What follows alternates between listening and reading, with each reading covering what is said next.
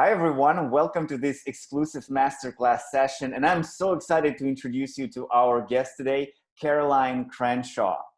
Caroline is a clinical hypnotherapist and sex and relationship coach, holistic health coach, and she's the author of the Amazon bestseller, The Smoking Cure: How to Quit Smoking Without Feeling Like Shit. And she's teaching hypnotherapy at the Integrative Hypnotherapy Institute, facilitating workshops and corporate training. Caroline, thank you so much for being here. Thank you for having me. Yeah, it's great. Yes, thank you. So today we're going to talk about relationship and anxiety, different kinds of relationship and anxiety, and the attachment theory, how it is all related to the attachment styles. So for people who never heard of attachment styles theory, can you please give us a little bit of basis what it is and how it is connected to relationship and anxiety? Yeah, I think for me, I was a total mess when it came to relationships, and so when I started studying relationship counseling and coaching, this was what was the light bulb moment for me. So it kind of stems from studying children and raising secure children and parenting. And they found that there was different kind of attachment types, way we attach to our caregivers and how we kind of react in relationships and how we kind of feel with our attachments. And so there's four main types of attachments.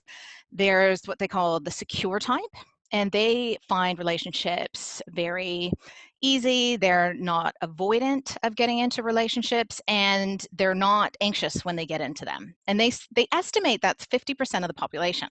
I don't think that's true. I think that sounds a little too high to me, but maybe it is. I don't know. Maybe I'm just seeing people that are anxious anyway. So, yeah, so that's the secure type. And they normally have a very secure childhood. You know, they haven't had a lot of trauma. They tend to have healthy relationships. So they just, whenever there's conflict, they're like, let's just work it out and it's okay. And they don't run away from stuff.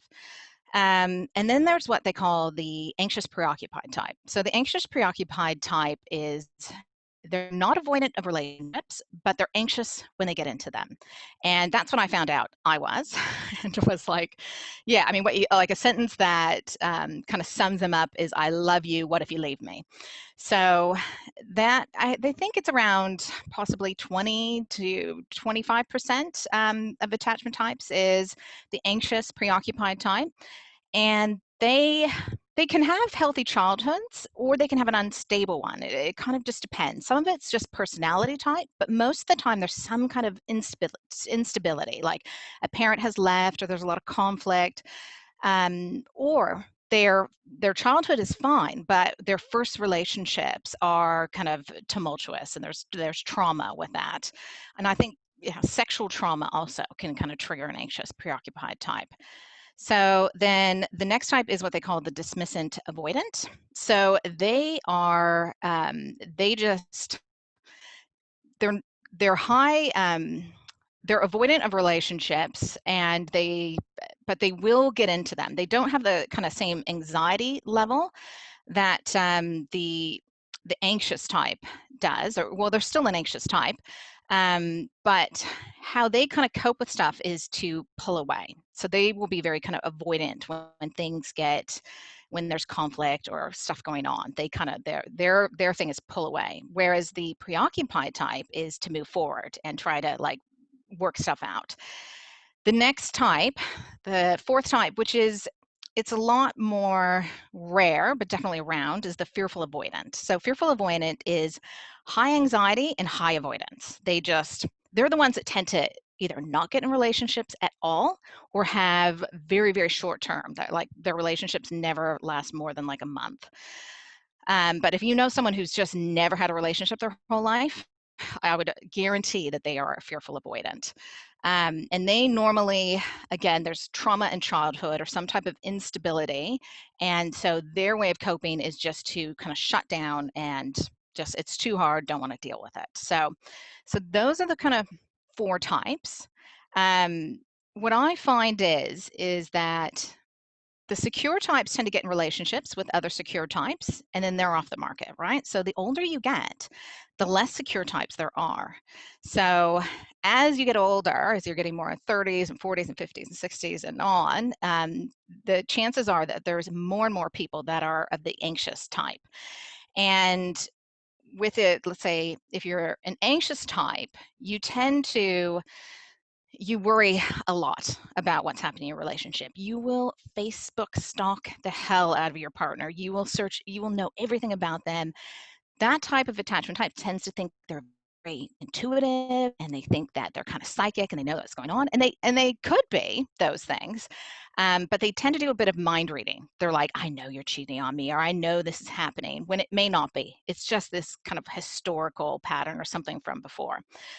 Um, when they get triggered, they go into this real anxiety, and how they want to make that anxiety go away is to attach and get closer and be reassured and have their partner tell them that they're okay and it's all good. And if they don't get that, they tend to kind of spin and really go into a state. If you've seen someone have just this kind of hysterical reaction in a relationship, they're probably an anxious preoccupied type. The interesting thing is that anxious preoccupied types and dismissive avoidants, the ones that are kind of like pulling away, coming forward and pulling away, tend to be attracted to each other. So, which is a nightmare because they both trigger each other off. Because with a dismissive type, if there's conflict, they don't want to borrow it. They want to pull away. They want to be more logical and let's just talk about this. They don't really want to cope with other people's emotions. It just feels too much to them, and they get really kind of triggered, and their nervous systems go into this fight or flight, which is the same with the anxious preoccupied type and the fearful avoidant, but how they cope with it is differently. So if, let's say, an anxious and a dismissive type are in a relationship together, they're just going to constantly have this battle where the anxious type or the preoccupied type is like, oh, you know, you don't love me, or you're not paying attention to me, or you're looking at that person, and they just shut down and they're out of there. They don't want to call you, they don't want to talk about it, which makes the anxious type even worse. So for me, when I realized that this is what I was, and it was no surprise really with the kind of childhood I'd had and relationships that I had had, what I realized was that for me, probably the best thing I could do was be in a relationship with a secure type. So what I did was is I decided, well, that's it. And I realized that I had almost always been in relationships with an avoidant type, like someone who was kind of pull away and would call me hysterical and crazy and all of that, which I did act all of those things, to be totally honest. Um, but I thought, no, I need to be in a secure relationship. So after that, any guy who I kind of met online or who wanted to go out on a date with me, I would say, oh yeah, that's fine. And I might talk to him on the phone, and then I'm like, oh, I'm writing an article on this like attachment theory, and it's really interesting, and you should do this test. And there's a really interesting test that you can do totally for free online, and I'll give you the link so you guys can check it out.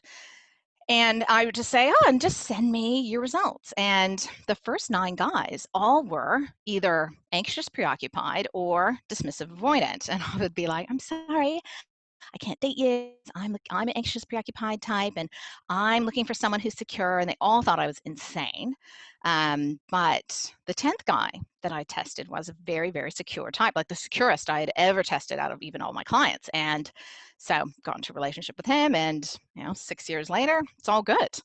And with being with a secure type, this can help you become secure yourself. So ideally, you want to be with a secure type, but a lot of times that's just not possible. So I mean, for you, how did you get interested in anxiety in relationships? Yeah, and that's a great question. So I now clearly realize that with me and my wife, when we got into a relationship, I'm pretty sure that I'm the secure type. Hmm. But when we got into the relationship, and this is my second marriage, and very soon after we started our relationship, I just saw something that I never saw in relationships before, like fears that I would leave on my at the time girlfriend, and being jealous of my close relationship with my daughter from the previous marriage, feeling this jealousy and creating drama out of nothing. So at the time, it was 8, 9 years ago, I knew nothing about the attachment theory. But now I realize, so that was exactly the situation where secure type meets the anxious type.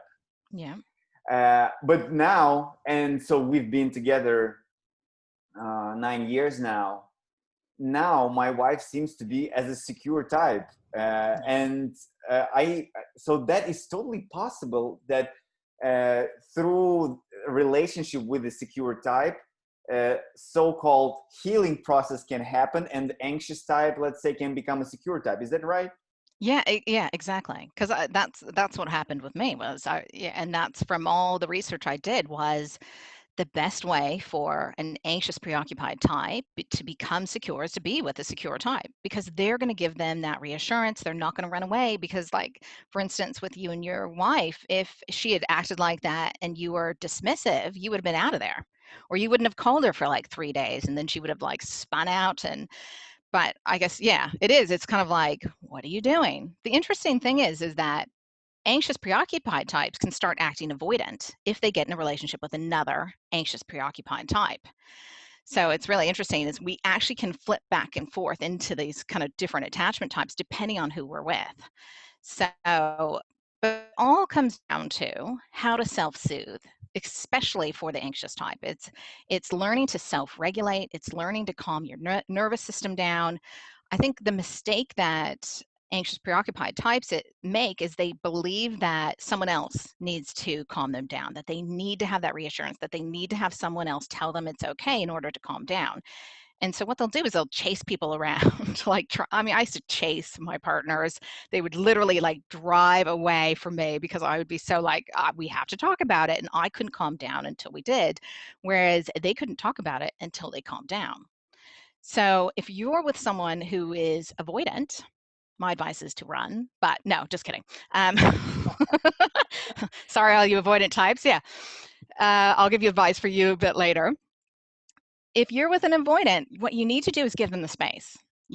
They've got to give them that opportunity to calm down because they can't have a logical, rational conversation with you until they do. And it goes into that a lot of John Gottman's work. Are you familiar with Oh John yeah, Gottman? absolutely. I love John Gottman's work. Yeah, yeah, and how he talks about these different things that kind of help with the nervous system. And one of the things is what he calls flooding, and that is the nervous system just gets so overwhelmed and so flooded with like adrenaline and stress hormones that you just, your frontal cortex stops working, and you're just brainstem. You're just like animal brain, which is the same for the anxious preoccupied types, but it's just giving those people the space to calm down. And I think if you are an anxious type that's with an avoidant, or if you're a secure type that's with an avoidant, when you give them the space to actually talk about how they're feeling, it's really important, and this is very hard to do, but is to let them say what they have to say without arguing, without saying they're wrong, without correcting them, and no, that's not the case, because then they will not want to open up to you again. So it's very important to kind of, with these different types, is know how to handle them. But if you're hysterical, if you are anxious, it's historical, right? If you're hysterical, it's historical. Normally, obviously, if there's massive trauma going on, it's relevant. But if you get hysterical because someone is an hour late home or hasn't returned your text in 5 minutes, that is something from another time. And it's something you really need to kind of look at sorting out and look at clearing. My advice is find a hypnotherapist. But NLP is amazing as well. I mean, NLP is, and I'm an NLP practitioner as well. NLP is based on hypnotherapy. And I mean, basically, they modeled the best therapists in the world and made protocols that other people could follow. So find someone who can help you work through those processes and work through your reactions and help you to be more aware. But I think if you do just traditional therapy or psychotherapy, and psychotherapy is great. I've done years and years of it myself.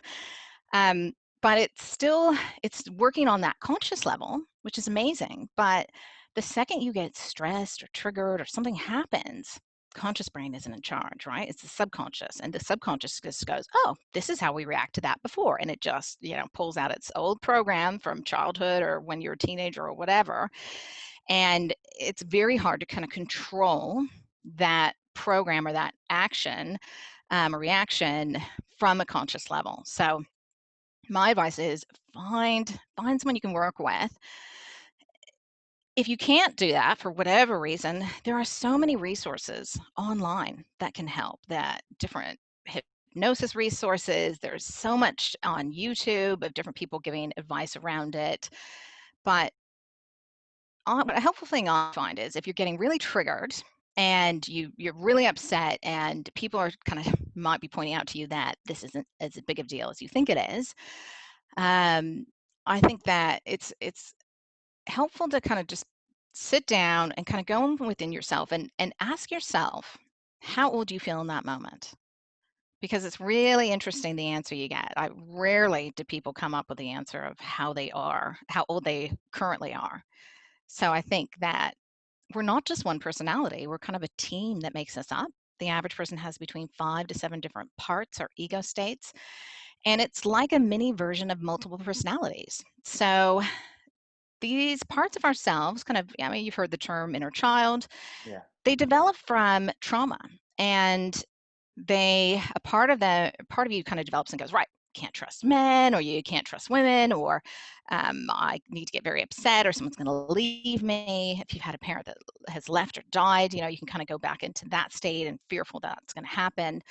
And if you can kind of go within yourself and see what part of you is feeling that way, and give that part kind of love and acceptance and be like, you're okay. It's like a child part of you kind of takes over and goes, right, I'm going to help you with this. And you don't want a child like state help you with your relationships. It's not very productive, and they just don't have the kind of emotional capacity to cope with it in a healthy way. So that's one thing that I find very, very helpful. And if you've had trauma, if you've had like something happen with a parent or have been abandoned in the past, it's imagining however old you were at that time and having a conversation with them and just explaining that it wasn't their fault and there's nothing wrong with them. And, because we, especially as children, we make all this meaning that we did something wrong and it's my fault that happened. And then that belief system you take into the future and you take that into your relationships, and whatever your subconscious believes, it tries to make it true. So it'll just like try to kind of actually create these patterns, like, I'm not good enough, I'm not lovable. You're with someone who loves you and you're like, well, that's obviously not true. So you're basically kind of testing them, and you'll create what you're totally afraid of. So it's just, yeah, the whole topic of anxiety in relationships and attachment types and what part of you is getting triggered is just such a fascinating topic. I could talk about it forever, and it's amazing to me of how few people actually know anything about it. Tons of people who've gone to relationship therapy and done all this counseling, and they've just never even heard of the concept. So it's so good that you're doing this summit and educating people with tools on how to handle it.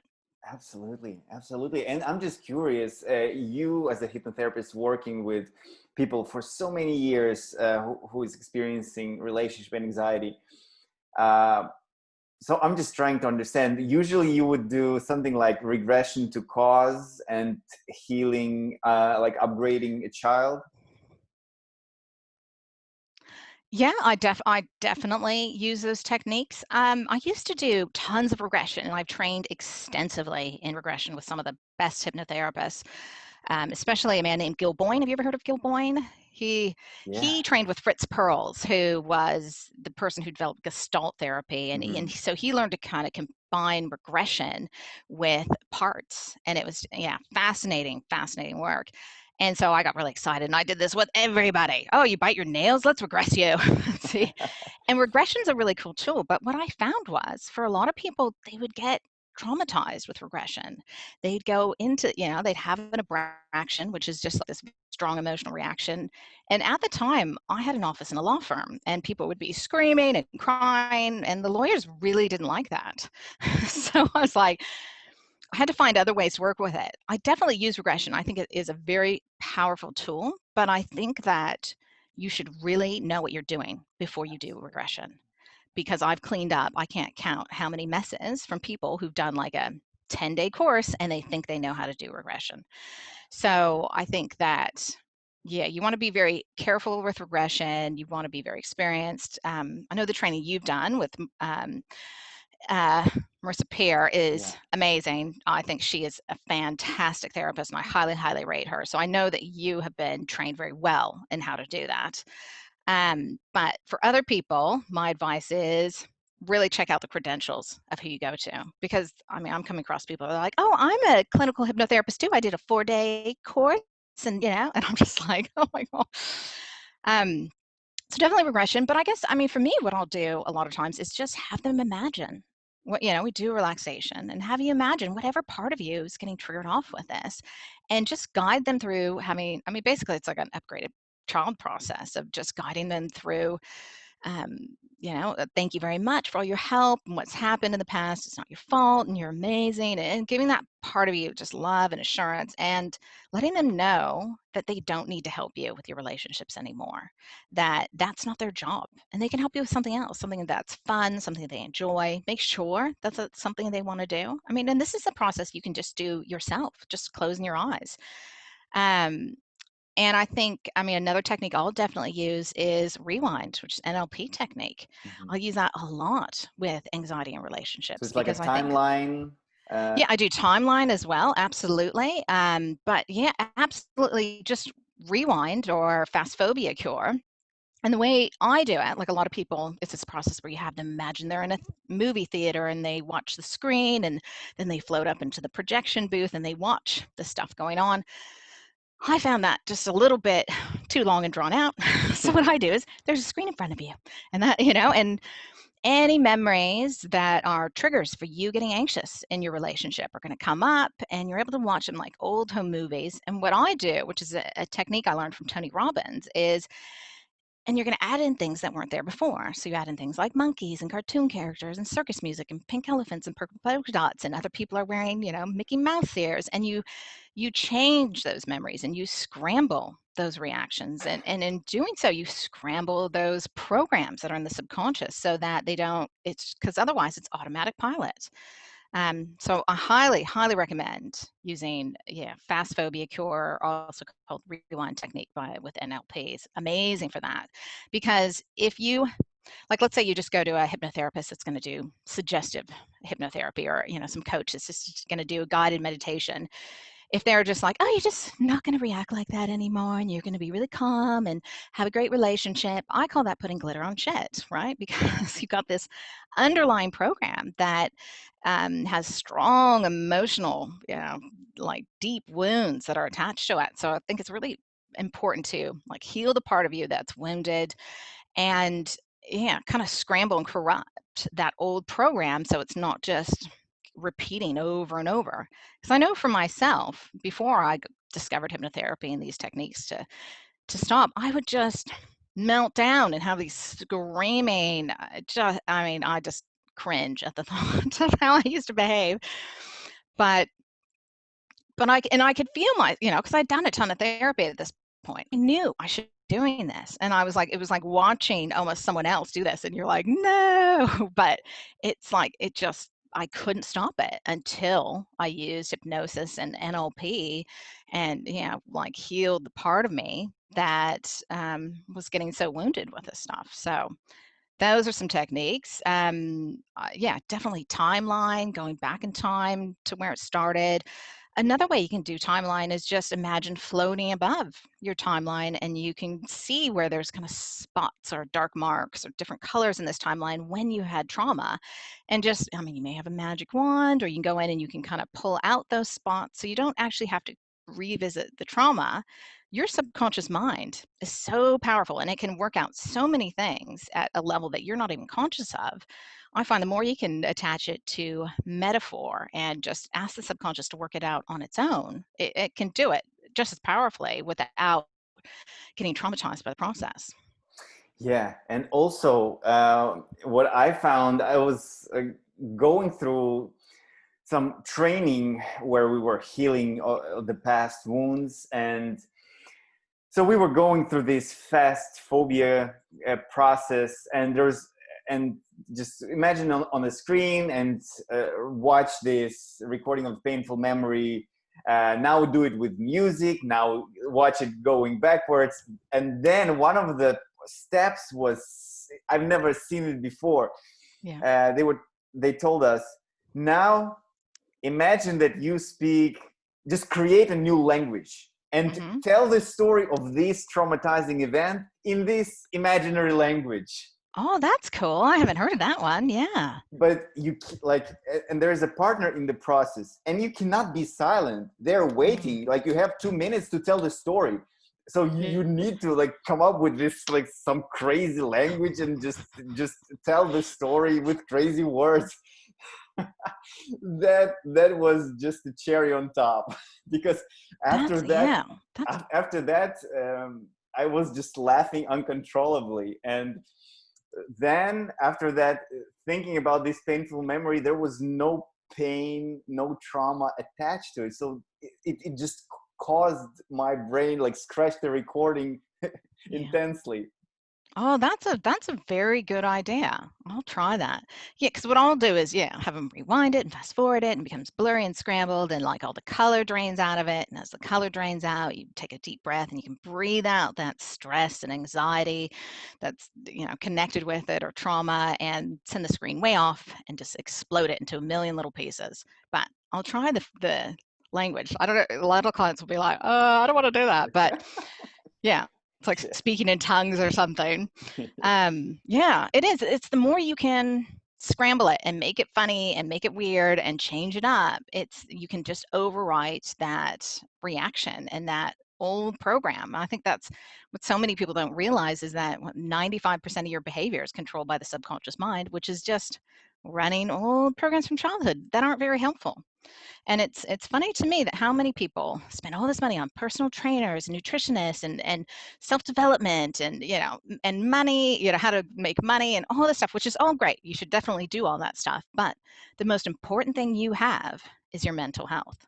The most, and having good relationships and being happy and confident within yourself. And so that is where I believe you should make your biggest investment, because that's something that can't be taken away from you. You can lose anything external, but if you have like a solid confidence and have healed your wounds, then that's going to help you survive anything. And I think that's what we kind of need in this day and age, is a really strong resilience. Another thing that I find amazingly helpful for quieting the mind and breaking those negative patterns is something called eye patch therapy. Have you heard about that? That's unbelievable. And I found out about it when I was training in couples counseling. And this one therapist was talking about how he got amazing results with his clients. And all he did was he had them patch their right eye. And when, if they had this conflict and they couldn't resolve it, he'd get 2 eye patches out and he'd make them patch their right eyes. And he said that within 5 minutes, they were seeing each other's side and they calmed down and they were stopped being so negative and kind of attacking. And I'm like, I've just never even heard of it. So I go home and I start researching it. And from what I found, they talked about how it's really good for negative thinking and busy minds and like OCD and ADD and not sleeping. I was like, I have all of those problems. So I went to the pharmacy or the chemist and I bought a hard eye patch. You want it to be a hard eye patch. You can, like, if your kids have like a pirate eye patch, you can use that. You want it to be hard because you want both eyes open. And so what you do is you just put the eye patch on your right eye for like 5 to 10 minutes, keeping both eyes open, and then your left eye for 5 to 10 minutes. Sounds really weird, but what it does is we have 2 hemispheres to our brain. We have right hemisphere, left hemisphere. Right hemisphere is very big picture, is positive, creative. Left hemisphere is more analytical and critical and judgmental. And what they have found is that almost all negative thinking comes from the left brain. And the reason why they know this is if you have a stroke or your left brain is damaged in some way, um, you have no negative thoughts at all. You're like in spiritual bliss. You don't function that well, so you need your left brain. But yeah, great book called My Stroke of Insight by Jill Bolt Taylor, and that she talks about she was a neuroanatomist that educated people about the brain, and she had this massive stroke on the left side of her brain that shut down all left brain function. And she talks about how she was in spiritual bliss. She was connected to everybody. She didn't feel like she had skin, she just felt like this energetic tie with everyone. And as her left brain function came back, the negative thoughts started coming back. And then, that side of the brain, which had been very dominant for her as a scientist. And so with the eye patching, if you patch your right eye, your optic nerve crosses over to the left brain. So it quiets down the left side of the brain and kind of wakes up the right side. And it forces the brain to send more information through that corpus callosum, which is the band of nerves that connect the two brains. And so it's like puts you in a more whole brain state, kind of strengthens that connection. And most people are left brain dominant. If you're having negative thinking, if you're thinking something negative, your left brain is dominant in that moment. So it's really important to do both sides though, because I find that the people that would go away and do that and then come back and go, oh, that didn't really work. Every time they had only done the right eye. So it's like balance. You wouldn't work out one side of your body. But for me, that was life-changing because I had a very busy mind. I called it, I had a radio station tuned to I suck and everything's going to turn to shit. And it played all the time. And so when I started doing that eye patching, first few days, I wanted to rip it off my face, made me very dizzy and disoriented and felt very, very weird. But I thought, okay, well, I'm having a very strong reaction, so it's doing something. So I stuck with it. I remember by the 5th day, I sat down, I was doing like a puzzle with my kids. And normally I'd be like, I got to call this client, I got to do this, and but, I would just have this constant stream of thoughts. And it was quiet. And I remember going through my day and being like, and for me, it was just amazing. It was like that radio station that had been catastrophizing and beating myself up like 99% of the day was just gone. And after that I could meditate and I was a lot more positive and I didn't go into these horrible catastrophizing thought patterns that would just I could like think something horrible was happening and be crying about it and nothing had happened. So eye patching is amazing for that. And it's something you can just do at home on your own. And one of the best things I've ever found to kind of stop that pattern of negative thinking. And if you can stop that pattern of negative thinking, you're not going to get so wound up in your relationships. And you're not going to be like thinking it's the end of the world when someone's phone has just died and they haven't gotten your text yet. So that's another thing I find incredibly helpful. Another one, if you're experiencing a lot of just anxiety in general, is something called TRE. Have you ever heard of this? TRE, no. No. So TRE is trauma release exercise, is what they call it. And for me, I had this client who had literally the worst trauma I've ever heard of. And I was like, I don't know why you've had this, but I mean, for me, I always try to look for purpose and meaning and stuff, right? If you can, even if there's not, if you can attach purpose and meaning, if you can make purpose and meaning out of it, it's a lot easier to handle it. It's a lot easier to bear. And so I said, well, maybe you're meant to work with people with trauma. She didn't like that. She got quite mad at me and didn't hear from her again after our session. And then like 4 years later, she comes back to me and she's like, sorry, I haven't been in touch, but I'm specializing in working with people with trauma now. I didn't like what you had to say the last time, but now I'm doing this. And she said, I'm training in this particular technique called TRE, and I need guinea pigs if you want to do it. And I said, sure, because I'll try anything if it's gonna help me or anyone else. And so all it is they just have you do this kind of like series of exercises where you like sit against the wall and calf raises and you just tire your muscles a little bit. And the thing is, if you work out and you go to the gym or you do like a good workout, you don't even need to do those things, right? Because you've already done them. Mm-hmm. But at the end, what you do is you lay on the floor and you bring your bum up into like kind of like a bridge position, not like crazy yoga bridge position, but you bring your bum up and you start to shake. And I shook like I was having an epileptic fit. Like I was just like, "Ugh."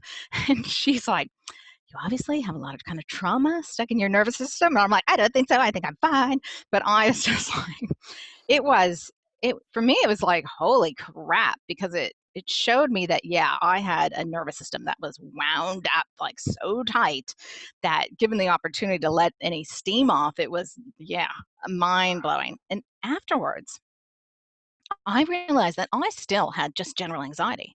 I wasn't having panic attacks anymore, so I thought I was good. But after, I was so calm that it was just mind blowing to me that it was like, oh my God, I've actually been anxious for I don't even know how long and have been coping with that. So TRE, it's something, I mean, you can look it up on YouTube. I've got Mhm. information about it on my website. I'm not personally a practitioner in it, but it's something you can do at home. And for me, it's like as much stuff that you can do yourself at home that's not going to cost you anything, that's going to be helpful, the better. I want to give people as many tools to help themselves because I don't feel like you should always be dependent on someone else Yeah. to help you. So yeah, TRE, trauma release exercise. And when you kind of bring your bum up into that position, what it does is it triggers the psoas muscle. And the psoas muscle connects the upper and the lower half of the body. They call it the anxiety muscle. But it just helps the nervous system kind of release. And yeah, I think I did 3 sessions on it and I was like a different person afterwards. Because I definitely was like very like still would get quite wound up, my poor children. And now it's like, it's fine, I just don't, I'm like a different person than I was, 10 years ago. So it's pretty cool. Wow. Wow. Those like incredible techniques that I've never heard of. Uh, Eye patch and TRE. I will definitely check them out. It sounds like a game changer. They are, yeah, because I think that you can do all the kind of therapy in the world and hypnotherapy and NLP and all these, tapping, those are all fantastic techniques and they definitely work. But if you still have a nervous system that is very kind of wound up and has this trauma that's stored in it, it's gonna like you're just much more likely to go into an anxious state. And yeah, there was something else with that as well. What was it? It just popped out of my head. Um, yeah, so it's based on the work of Peter Levine. Are you familiar with him? No. He's kind of like a trauma expert, and I think he was studying like wild animals originally, and he found that with wild animals, they don't really get traumatized, right? But domestic animals, I mean, I can count 5 people I know that's like cats and dogs are on antidepressants Mhm. because they have anxiety or they have some kind of like psychological issue, right? Yeah. And he thought it was really interesting that there was this difference between the two and what that was. And he found that if a wild animal is attacked, what they do is they get up and they just kind of shake and they shake it out. And historically, if we've had trauma, normally it's like someone attacking us or something, chasing us or something happening, and we either run or we fight, Yeah. right? And so if you don't do those two things, which we're not doing as much these days, then that energy and that kind of like all those chemicals and that electricity that's released into your system is just staying there and it's not really releasing. And how it releases normally is to shake, right? And if we shake, we go, ugh, that's horrible. Like I used to shake all the time and I would just always try to suppress it. But that is what your body does to let it out. Yeah. So a lot of times when you start doing stuff that's releasing trauma, what you can find is you'll be shaking more. And people don't like that. And they can actually start to feel a bit more anxious and they can feel, it feels like it's actually getting worse. But this is what your nervous system does is there's like this curve, right? And so you're down here, you're calm. And if you go up here and then it's like, this is like, real anxiety, but then it goes over here into dissociation and you're kind of numb and you don't care.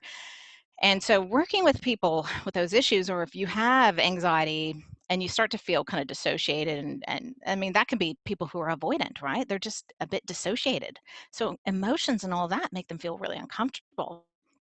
But thing to know is you might get a little bit worse before you get better. And that's okay. That is your body just going through the process of releasing what's kind of happened with it. So, with releasing that trauma out of the nervous system. So, just know that that's part of the process, and it doesn't mean that you're regressing or you're gonna like be stuck with this forever. It's just trusting that your body's got to, the only way out is through, right? But we run away. We take. I mean, I can't. Every client I see, on average, is on 2 to 3 different medications. Hmm. Right? It is just people are so medicated, and you need a pill to deal with the effects of the other pills, and there's nothing wrong with taking medication. I am not anti-medication in any way at all, but I think a lot of times what these medications are doing is they're just masking trauma. They're masking anxiety in the nervous system. If you have anxiety, you're probably not low in serotonin. And I think the other thing to look at is your neurotransmitters and your chemicals that are going on. If you are anxious, a lot of times what chemical is low is a chemical called GABA. You familiar with GABA? No, no, I haven't heard of it. Yeah, so GABA is like the brakes on your nervous system, makes you feel calm and relaxed. Hmm. So if you're low in GABA, your nervous system just ramps up a lot more. And pretty much every person I see with anxiety is low in GABA. So I do this other thing called kinesiology. You familiar with that? Muscle Yeah, for testing? sure. Yeah, and so that's something I always look at is their neurotransmitters. So if they're low in GABA, they're just much more likely to get really stressed, and people react to that in different ways. So some people may, withdraw and they're really anxious and nervous, and other people it manifests as anger. Or, so there's all these different ways. One of the fastest ways to get GABA is alcohol. Don't Hmm. recommend that as a method. But it Because works. yeah, well, the thing is that, yeah, you have drinks, your GABA goes up, and then the next day and that, or, that night and the next day, it's going down, right? And so Mm. part of why you feel all kind of like, I call it anxiety the next day, is the low GABA. And that's why hair of the dog works, is you putting your GABA levels back up. So if you're experiencing a lot of anxiety, it's really important to find ways to boost your GABA. And one way to do that is a really good way is something called L-theanine, which is a really good Hmm. supplement that boosts GABA, and it also boosts dopamine as well. So dopamine makes you feel good, and it's a like kind of reward neurotransmitters and makes you feel more focused. So this stuff calms you down, but you feel a bit more focused. Other things that are good for GABA is yoga and relaxation and listening to hypnosis and different techniques like that. But if you have an issue with alcohol, you really need to find a way to raise your GABA as well, because otherwise, when they stop kind of drinking or they're using it to kind of cope with anxiety, they feel way worse when they stop Yeah. because their GABA is so low and they've been self-medicating. Another one that's really good for that is something called niacinamide, which is just vitamin B3. And that's, yeah, I mean, that's part of the original Alcoholics Anonymous protocol. Was the guy who started it, Bill W., was a hopeless drunk, went to all kinds of rehabs, doctors, nothing really worked. And then he found this doctor who put him on mega doses of vitamin B3, and he felt good, and he like got sober. And so he told all his friends that had issues with alcohol, and they found for like 70-80% of people that it worked really well, and because they're raising their GABA. So that's kind of like the foundation of what AA started on, was also vitamins, or taking supplements to help balance you out. But as they got bigger and bigger, doctors got on board and they said, "Oh, you can't say it's due to a vitamin. No one's going to go to the meetings." So they Hmm. banned him from talking about it, and he was pissed. So, yeah, I think there's so much to anxiety and relationships. You've got to heal that's getting anxious. You've got to look at your nervous system and what's happening there and how to reset that back into neutral. You've got to make sure you're not left brain dominant, so that's not causing all these issues. And I think the other thing is you've got to change your identity, right? Because if you're not have the identity of someone who gets anxious and triggered and jealous or whatever it is in relationships, that's going to keep going until you change that, right? So I think hypnotherapy and NLP are really powerful ways of changing your identity, but start telling yourself a new story, because your subconscious, whatever you tell it, it's going to try to make it true. So if you go, I am secure in relationships and I trust that everything's going to be okay. I get a lot of clients coming to me and they're like, I want you to hypnotize me so I don't think my partner will ever cheat on me. And that, and I'm like, well, he might. you know, they're like, well, you're not helping. But I think that they could. Like, you can't control what they're going to do. You just never know what's going to happen in the future. But what you can trust is that no matter what, you're going to be okay. That things are going to work out in some way. So I think that's the thing that it's like, I'm not going to hypnotize you or try to work with. Obviously, we want to work on jealousy issues, but we want to really help you become a person that just trusts that, if your partner cheats on you, you'll be all right. You'll leave them or you'll work it out or whatever it is. And therefore, you don't need to worry about it, right? But I think another thing is listen to your gut.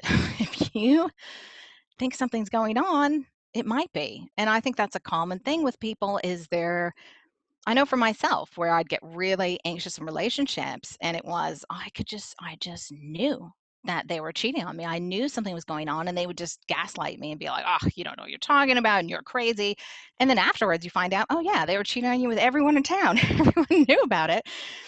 And it was, I think, trust your intuition. But I think it's making sure you don't have a belief system like all men cheat or you can't trust women and they're cheaters or, change those, make sure those beliefs aren't causing it. Because I know for myself, sometimes I was right and sometimes I wasn't. So I was definitely just kind of projecting and thinking I knew what was happening. And that was just my anxiety talking to me. Mm-hmm. So, yeah. Yeah, and I loved the comparison that you made between wild animals and domesticated animals, and also wild animals and us, because we are basically domesticated animals as well. Yeah. And you said that in nature, what animals when herbivores are under attack of carnivores or like whatever, they either fight or flight, and they shake it off, and they're good after that. So it was 7 years ago in Russia, back in Russia, I went into a fight club, like a real fight like a real fight club. Real wow. fight club. You're not supposed to talk about Fight Club. What's that? I said, you're not supposed to talk about Fight Club. No, I'm just kidding. I can't believe you're talking about it. Yeah. Anyway, sorry. I couldn't help it. I couldn't help it. Yeah. And I was always in a deep fear of physical altercation, like of physical fight. It was like since childhood, it was one of my biggest fears. And when I went into a fight club, so I've done it a couple of times, but the experience was pretty much the same. The anticipation of the fight itself, I was shaking. Shaking. And then I go into a fight and I have to fight. Because otherwise I'll get beaten again. So I have to fight. And after the fight is over, a little bit shaking continues. But once it's done, it feels like such an amazing energy release. I felt free, so free and so good. And not only it made this fear of physical altercation go away, but it felt like a therapy. This fight, like going through this experience, it felt like I went through a therapy. Absolutely. Yeah, I believe that. And I think it's just interesting how different people, there's that fight or flight, but there's also freeze, right? So a lot of people freeze. But the fourth one that I find really interesting is what they call fawn. So have you heard of this, the fawning? No, yes, I heard that, but I also heard flop. What? Flop. You flop. Fight or fly or freeze or flop. Yeah, so flop is what, you fall on the ground and play dead? Yeah, like a possum. I guess I would consider that freeze, but yeah. And fawning is interesting. Women definitely do this, but a lot more, but men do it as well, where they just start to compliment. And it's like, oh, well, your hair looks good. And it's, and they'll go into this real, like, trying to charm people rather instead as a protective mechanism. And it can feel a little bit authentic. So it's just interesting, the different ways that we cope with it. Yeah, it's funny. Have you seen the comedian Bert Kessler? Do you know The Machine? Do you know that story? You have to watch.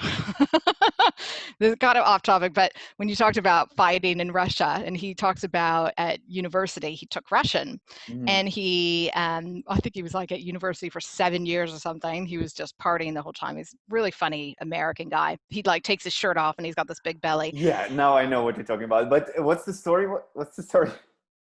Yeah, so he goes to Russia and ends up, and he only knew like 5 or 6 words, and he basically goes and starts talking to these Russian guys, and what he said was, "Oh, I'm the machine," and he didn't know what he was saying. And he also said that he has sex with cats, and they just laughed their asses off and thought that was funny. He didn't realize that's what he was saying.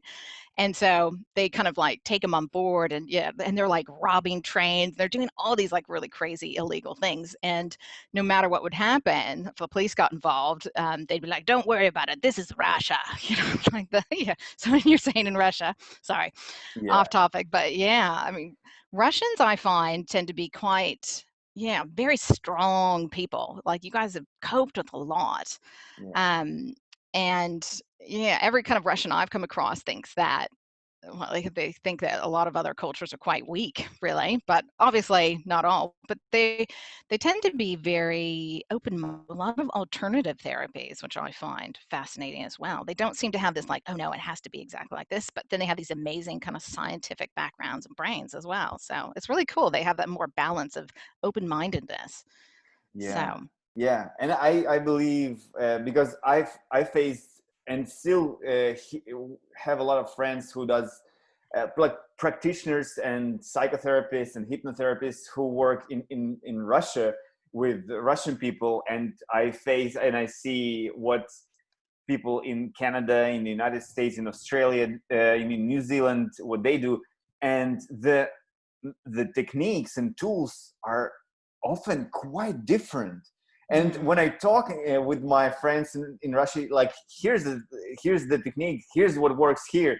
Say, I doubt that it will work for Russian people. Like interesting, because the mentality plays a role.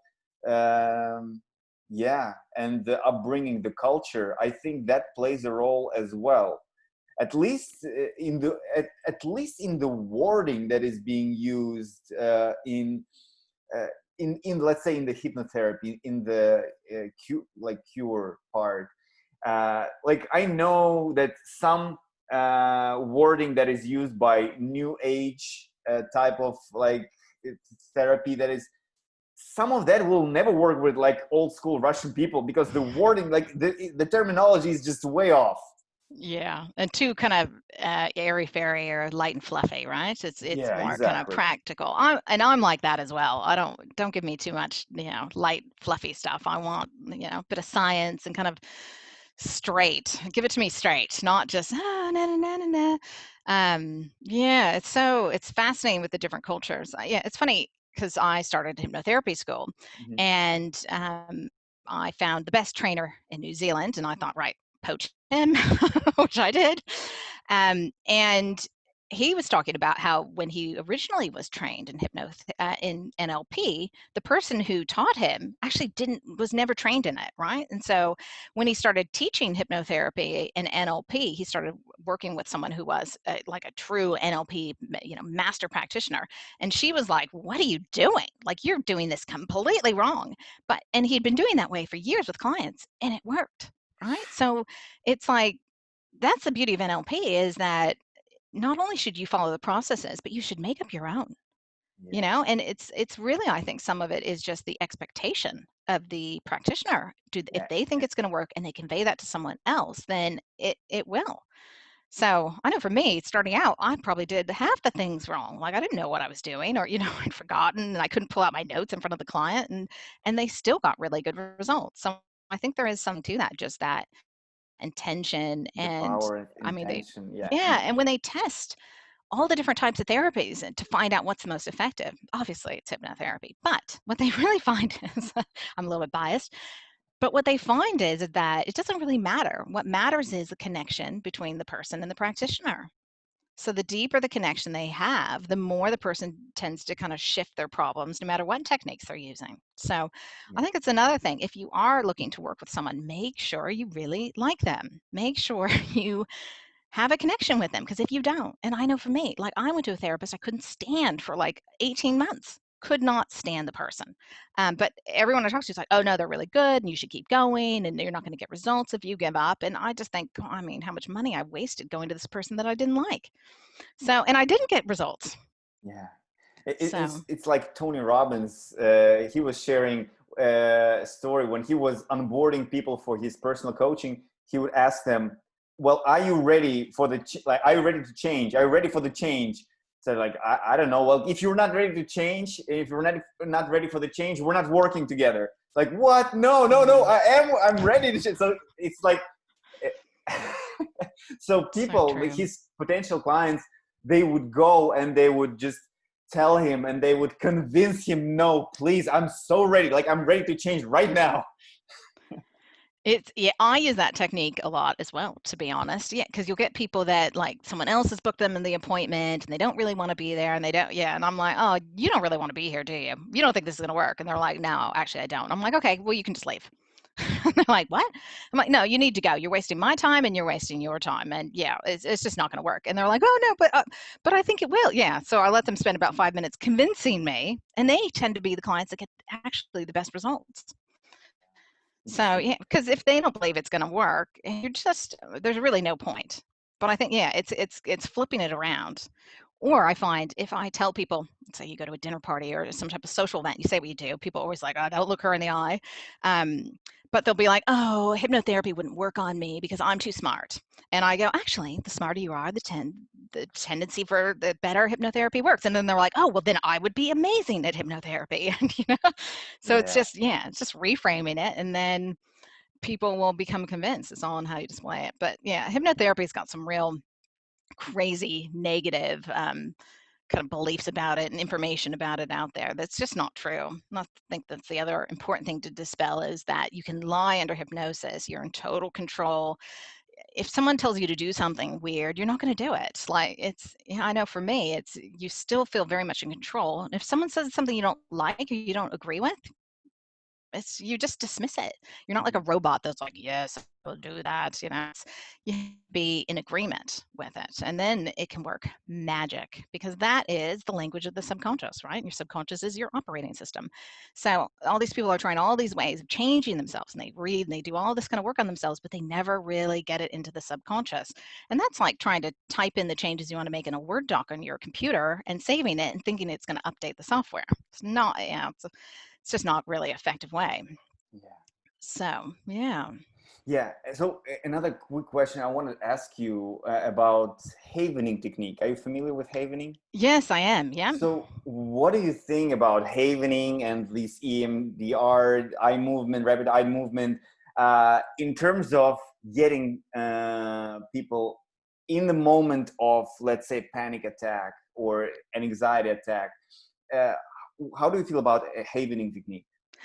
I think havening technique is good. I used to use it a lot more. The thing that I kind of yeah, I mean, lots of, like tapping and havening, I mean, they all kind of achieve the same thing, right? Which is kind of calming the nervous system down. It's like tapping and kind of clearing those meridians or channels of energy. I mean, this is really calming. They found with a rapid eye movement, that's how you process stuff. So, I mean, one thing I'll do is just kind of like get people to watch my fingers. And when they get a little, there'll be something funny or you do like a circle and you go, tell me when it feels weird. And you can see their eyes just kind of jerk. And then so I'll just kind of like play with that and move it around and get them to feel it. And yeah, I mean, there's no right or wrong techniques. There's just the ones that you like doing and that you find helpful. Havening is good. Another one that I find is really good is what I call the GABA or vagus technique, I call it, because what it does is it triggers the vagus nerve. So I learned this one. Where did I learn that one? I can't even. Learn all these random techniques from random people. I think it was a vet that actually talked about it, and he was talking about because I had epilepsy for a while Mhm. after a bad car accident, and he was like, "Oh, well, whenever you feel like you're going to have an epileptic fit, just press on your eyes really hard." And I'm like, "Okay, what?" And it worked. And then I was doing some type of training that involved the nervous system, and they were talking about how you can trigger your nervous system into calming really quickly through the eyes. And what you do is you look at something really close. So if you're feeling quite anxious, you look at something just like a few inches from your finger and you stare at that. And it feels a bit like, oh, your eye, it doesn't feel comfortable. And then you do that for about 5 seconds. And then you look as far away as you can. And you want to kind of do that like 3 or 4 times. And what it does is that when you use these different muscles of the eye, right? Because there's one muscle for short-sightedness and for long. This is actually your vagus nerve, and your vagus nerve is something that starts at your brain and it touches every organ in your body. Vagus means wandering. Mhm. And if you stimulate the vagus nerve, that it triggers the parasympathetic nervous system. So it's in the parasympathetic nervous system is the relaxation response. You can think of it as like a parachute. It opens up and you calm down. And that's, you want to be more calm rather than in that sympathetic, like fight or flight. Um, but so what I did was I would combine those two. So look close, look far away, press in the eyes. I was waiting for this appointment to get there, and I was in this quite big office building. I could hear this like yelling, scuffling outside, and I'm like, what's going on? I opened my office door and I can see these like 2 parents carrying this like 11-year-old boy. He's literally like putting his feet up on the walls and he's like fighting. And I'm like, you okay? And I knew I had a child appointment. I'm like, oh, okay. They drag him into the office and throw him in the chair, and they're like, do it, just do it. And I'm like, oh, it doesn't really work like that. And I'm like, oh, okay, what do I do? And so I'm like, look at my finger, look away, look at my finger, press on your eye. And I did, and within 2 or 3 minutes, he was calm and he was talking to me. And apparently he had such bad anxiety that this was like the first time they'd gotten him out of the house in like 6 months. He couldn't go to school. And he just obviously kept going into this terrible fight or flight. And yeah, within like a week he was back at school and totally fine, and we did lots, mostly the stuff we did was with his nervous system and teaching him how to kind of control that. And so it's, yeah, when I find a lot of things that really help with anxiety, obviously you've got to work with the mind and the subconscious and your programs and identity, but you find ways to work with the nervous system, find ways to, your physical is just as important when it comes to mental health. So there's no like cutoff here. Yeah, so that's another technique. Yeah, I'm full of them. That's amazing. That's amazing, Caroline. The amount of value you shared, like all of the techniques and the information is just amazing. Thank you so much for sharing all of that You're with us. welcome.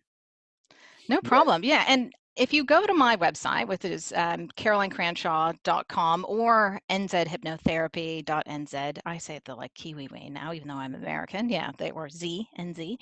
Um, if you sign up to my mailing list, I send you 3 free hypnotherapy tracks. And they're for 2 of them are for anxiety and one's for confidence. So that is something that will help as well. So, yeah. Absolutely, yes. I will put all of that information underneath this interview.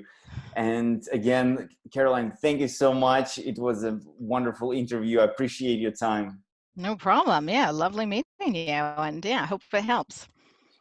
Thank you.